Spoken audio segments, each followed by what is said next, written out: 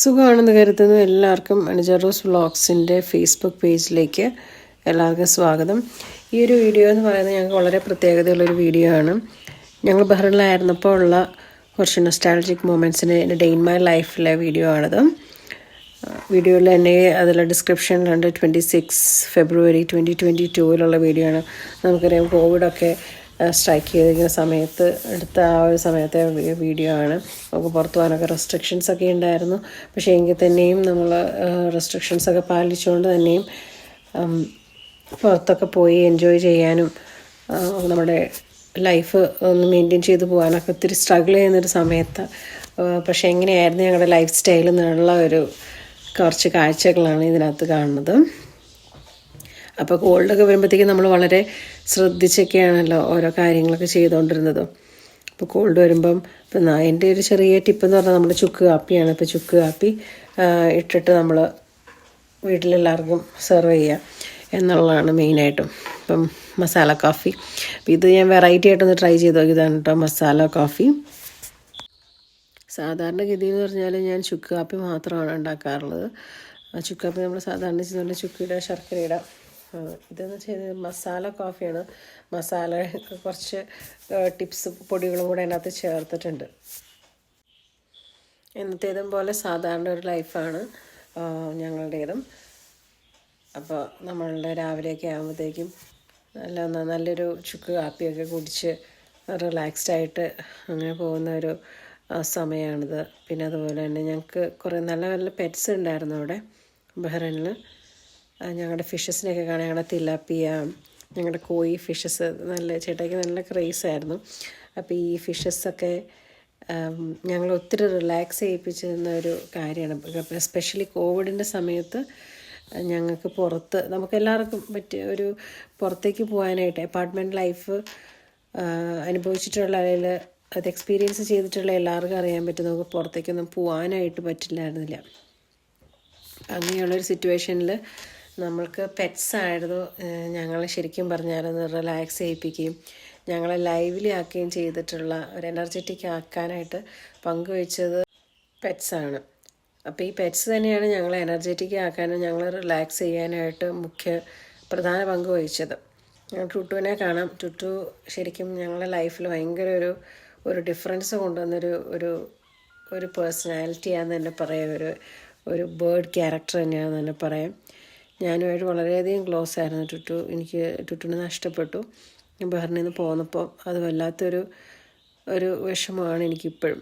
അപ്പം ബഹ്റിനിൽ നിന്ന് പോന്നപ്പോൾ എനിക്ക് ടുട്ടുവിനെ കൊണ്ടുവരണം എങ്ങനെയെങ്കിലും പക്ഷേ ടുട്ടുവിന് വേണ്ട നമുക്ക് അതിന് വേണ്ട പാസ്പോർട്ട് അല്ലെങ്കിൽ അതിന് വേണ്ട വാക്സിനേഷൻസ് കാര്യങ്ങൾ അങ്ങനെയൊക്കെ ചെയ്യണം എന്നൊക്കെ. അപ്പോൾ ഇതിനെപ്പറ്റിയൊന്നും നമ്മൾ ചിന്തിച്ചിട്ടുണ്ടായിരുന്നില്ല. വളരെ പെട്ടെന്നായിരുന്നു.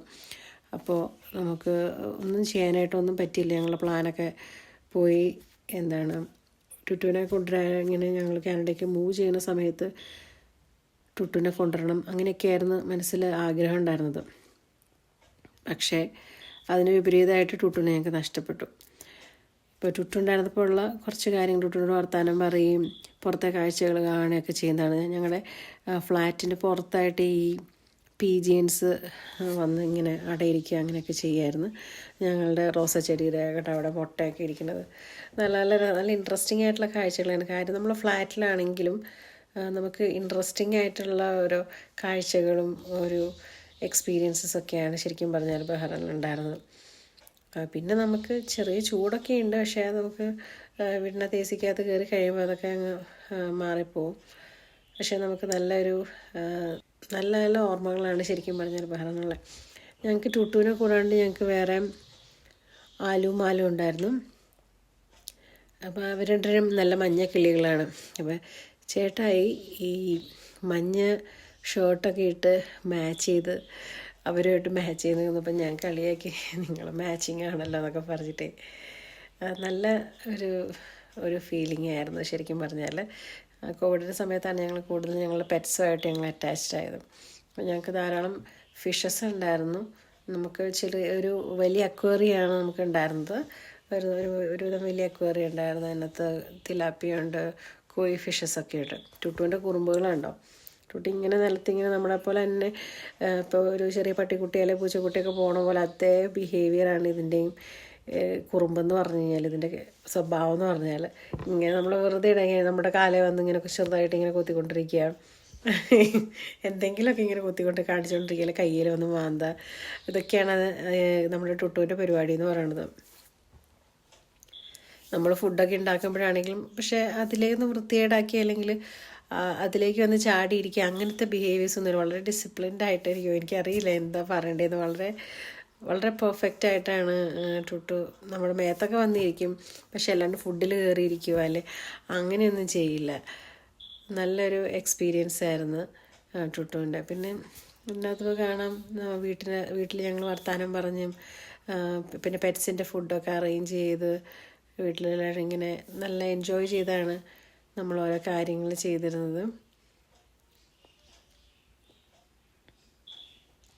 ഈ വീഡിയോയ്ക്കകത്ത് അൽമറയുടെയൊക്കെ പ്രോഡക്ട്സ് കാണാനായിട്ട് സാധിക്കും. പാലൊക്കെ ഞങ്ങൾ അൽമറയുടെ സാധനങ്ങളാണ്, പാലാണ് വാങ്ങിച്ചത്. കൂടുതലും പറഞ്ഞുള്ളവർ അൽമറയുടെയാണ്. പിന്നെ കുട്ടികൾക്ക് നൂഡിൽസ് ഇടയ്ക്ക് നമ്മൾ പ്രിപ്പയർ ചെയ്ത് കൊടുക്കും, നല്ല മാഗി നൂഡിൽസ്. അപ്പോൾ അതൊക്കെ നല്ല ഫ്ലേവേർഡ് ആയിട്ടുള്ളതാണ്. അപ്പോൾ എപ്പോഴും ഇല്ലെങ്കിലും വല്ലപ്പോഴൊക്കെ നൂഡിൽസൊക്കെ പ്രിപ്പയർ ചെയ്ത് കൊടുക്കാം. അങ്ങനെ പിള്ളേരുടെ കൂടെ നമ്മൾ എൻജോയ് ചെയ്യുക. അപ്പോൾ അങ്ങനത്തെ കുറേ കാര്യങ്ങളൊക്കെ ചെയ്യാനായിട്ട് ശ്രദ്ധിച്ചിരുന്നു.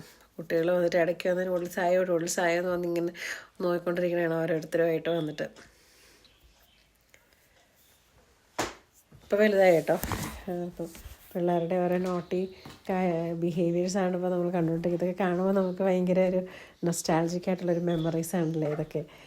ഇങ്ങനെ ആയിരുന്നല്ലോ അല്ലേ ഇത്രയും നാളുകൾക്ക് മുമ്പ് എന്നൊക്കെ. പിന്നെ അവിടുത്തെ ഓരോ കാഴ്ച, ഇപ്പോൾ ഇവിടുത്തെ എക്സ്പീരിയൻസസും അവിടുത്തെ എക്സ്പീരിയൻസസും എല്ലാം ഡിഫറെൻ്റ് ആണ്.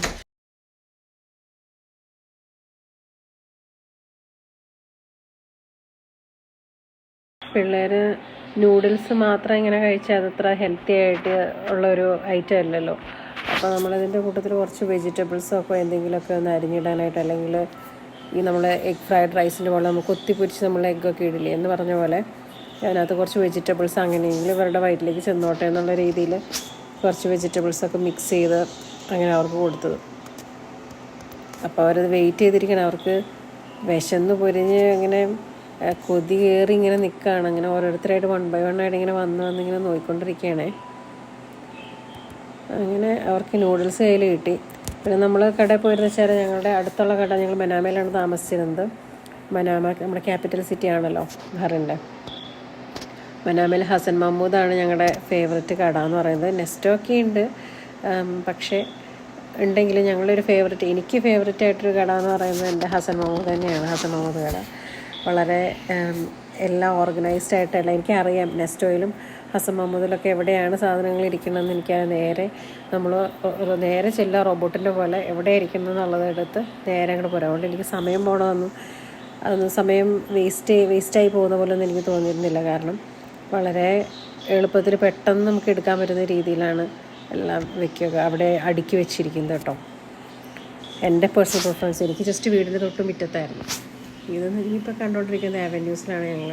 അന്നത്തെ ദിവസം ഞങ്ങൾക്ക് വീട്ടിലിരുന്ന് ബോറടിച്ച്, എനിക്ക് തോന്നുന്നത് ഇതൊരു വീക്കെൻഡാണെന്ന് തോന്നുന്നു, വെള്ളിയാഴ്ച.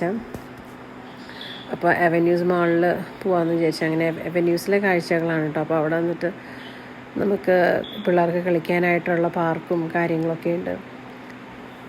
അപ്പോൾ നല്ല രസകരമായിട്ടുള്ള കാഴ്ചകളാണ് അവിടെ ഉള്ളത്. നല്ലൊരു റിഫ്രഷിങ് ആയിട്ടുള്ളൊരു അറ്റ്മോസ്ഫിയർ ആണല്ലോ അവന്യൂസിൽ പോയിട്ടുള്ളവർക്കറിയാം. അവിടുത്തെ പരിസരമൊക്കെ നമുക്ക് നല്ല റിഫ്രഷിങ് ആയിട്ടുള്ളതാണ്, നല്ല എൻജോയബിൾ ആയിട്ടുള്ളതാണ്. മാത്രമല്ല നല്ല കടൽ തീരത്തിൻ്റെ അടുത്തുള്ള ആ ഒരു പച്ചപ്പും കുട്ടികളുടെ പാർക്കും പിന്നെ അതുപോലെ തന്നെ അവിടുത്തെ റെസ്റ്റോറൻറ്റ്സും ഒക്കെ അതൊരു നല്ലൊരു റിലാക്സിങ് ആയിട്ടുള്ളൊരു അറ്റ്മോസ്ഫിയർ തന്നെയാണ്. മാത്രമല്ല നമുക്ക് അവിടെ പാർക്കിലിരിക്കുമ്പോൾ തന്നെ നമുക്ക് റോഡിലൂടെ വണ്ടികൾ പോകണത് കാണാം. നമുക്ക് ഓരോ കാഴ്ചകളും നമുക്ക് നല്ല എൻജോയ്മെൻറ്റ് തരുന്നതാണ്. നല്ല മൈൻഡ്ഫുള്ളായിട്ട് നമുക്ക് സ്പെൻഡ് ചെയ്യാൻ പറ്റുന്ന ഒരു സ്ഥലം തന്നെയാണ് കേട്ടോ അവന്യൂസ്. കുട്ടികൾക്കൊക്കെ ഭയങ്കര ഇഷ്ടമുള്ള ഒരു സ്ഥലമാണ്. അപ്പം ഞങ്ങൾ ഇടയ്ക്ക് ഇങ്ങനെ വരാറുണ്ട്. അപ്പോൾ കൊച്ചുങ്ങളെ കൊണ്ട് നമുക്ക് എപ്പോഴും പുറത്തങ്ങനെ എപ്പോഴും പോകാറുണ്ടായിരുന്നില്ല. കാരണം വെച്ചാൽ എപ്പോഴും ഇങ്ങനെ ജസ്റ്റ് പോകുന്ന സമയത്ത് അവർക്ക് പെട്ടെന്ന് തന്നെ കോൾഡ് വരുന്നത്, ഇത് ക്ലൈമറ്റ് ചേഞ്ച് ചെയ്യുന്നതുകൊണ്ടായിരിക്കാം. ഒരു പക്ഷേ ഫ്ലാറ്റിനകത്ത് ഇരിക്കുമ്പം ഒരു ക്ലൈമറ്റ് AC ഉണ്ട്, പക്ഷെ പുറത്തിറങ്ങുമ്പോൾ കുറച്ച് ചൂടുണ്ട്. അപ്പോൾ ആ ഒരു ഡിഫറൻസ് ക്ലൈമറ്റിൽ ഫീൽ ചെയ്യുന്നതുകൊണ്ടായിരിക്കാം കുട്ടികൾക്ക് ഇടയ്ക്ക് ഇങ്ങനെ കോൾഡൊക്കെ ഉണ്ടാവാറുണ്ടായിരുന്നു. പക്ഷെ പുറത്ത് പോകുന്ന ദിവസം നല്ല എൻജോയബിൾ ആയിട്ടുള്ളൊരു സമയം തന്നെയാണ്. അവർക്ക് അങ്ങനെ ബുദ്ധിമുട്ടുകളൊന്നും തോന്നിയതായിട്ട് എൻ്റെ ഓർമ്മയിലില്ല. വൈകുന്നേരമായി. ഇത് വൈകുന്നേര സമയത്തെ കാഴ്ചയാണ്. വൈകുന്നേരം അവിടെ നല്ല ലൈറ്റ്സും. എപ്പോഴും എടുത്തു പറയാവുന്നൊരു കാര്യം എന്ന് വെച്ചാൽ ബഹ്റിൻ്റെ ഗൾഫ് റീജിയനിൽ എവിടെയാണെങ്കിലും ലൈറ്റ്സ് നല്ല അടിപൊളിയായിട്ട് കാണാനും നല്ലതായിട്ട് പ്രകാശിച്ചങ്ങനെ ഇരിക്കുമ്പോൾ അതിൻ്റെ ആ ഒരു മനോഹാരിത എന്ന് പറഞ്ഞാൽ ഭയങ്കരമല്ലേ. എനിക്കിഷ്ടമാണ്. നമുക്ക് എല്ലാവർക്കും പേഴ്സണലി നമുക്കറിയാൻ പറ്റും. പല പല രാജ്യങ്ങൾ സന്ദർശിച്ചിട്ടുള്ളവർക്ക് അല്ലെങ്കിൽ പോയിട്ടുള്ളവർക്കൊക്കെ അറിയാൻ പറ്റും. നമ്മുടെ നാട്ടിൽ നിന്ന് തന്നെ വെച്ച് നോക്കുമ്പോഴാണ് നമുക്കറിയാൻ പറ്റും ഗൾഫ് രാജ്യത്തും ഒരു പ്രകാശത്തിൻ്റെ ഒരു സ്ഥലമായിട്ടാണ് എൻ്റെ മനസ്സിലെപ്പോഴും ആ ഒരു ഫീലിംഗ് വരുന്നത് ഗൾഫിനെ പറ്റി അല്ലെങ്കിൽ ബഹ്റിനെ പറ്റിയിട്ട്. എല്ലാ ഗൾഫ് കൺട്രീസും ഇതുപോലെ തന്നെയാണ്. ബട്ട് സ്റ്റിൽ ഞാൻ പറയണ ഒരു പ്രകാശത്തിൻ്റെ ഒരു ഫീലിംഗാണ് നമ്മുടെ മനസ്സിൽ വരിക. പിന്നെ ഇപ്പം ഞാൻ ചെയ്തുകൊണ്ടിരിക്കുന്നത് എൻ്റെ മുഖത്ത് കോവിഡിൻ്റെ സമയത്ത് നമുക്ക് എപ്പോഴും മാസ്ക് നമ്മൾ ഉപയോഗിക്കണമായിരുന്നു. അപ്പോൾ ഈ മാസ്ക് ഉപയോഗിച്ച് എൻ്റെ ഫേസിൽ നിങ്ങൾക്ക് കാണാൻ പറ്റും കുറേ പാടുകളൊക്കെ ഉണ്ടായിരുന്നു. അപ്പോൾ അതെന്ത് ചെയ്താൽ പോകണുണ്ടായിരുന്നില്ല.